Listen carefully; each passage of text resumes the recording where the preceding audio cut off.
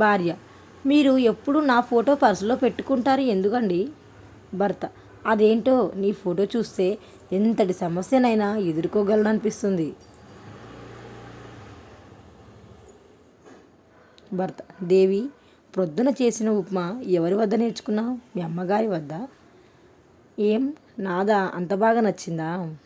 అవును దేవి, బాగుందని 3 గ్లాసులు తాగాను. ఈసారి తాగేది కాక తినే ఉప్మా చేయి దేవి.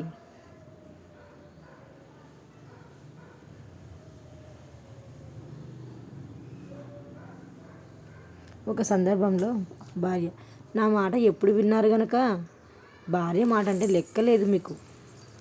మరో సందర్భంలో భార్య: అయినా ఆడాళ్ళు అన్నాక 1,00,000 చెప్తుంటాం, అవన్నీ వింటుంటారా? మీకంటూ ఒక వ్యక్తిత్వం లేదా?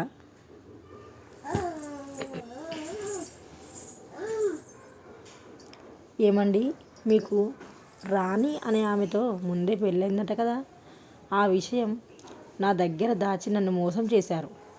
బాబురావు: అదేంటి? ఆ విషయం నీకు పెళ్లి చూపులప్పుడే చెప్పాను కదా. పద్మ: ఏమని చెప్పారు? బాబురావు: నిన్ను రాణిలా చూసుకుంటానని చెప్పాను కదా. శాలిని: రంగమ్మ, నీకు జిమ్ అంటే ఏంటో తెలుసా?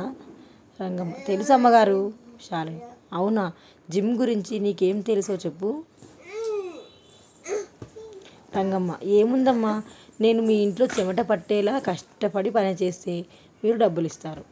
జిమ్కి వెళ్ళి మీరు చెమట పట్టేలా కష్టపడి వాళ్ళకు డబ్బులు ఇస్తారు.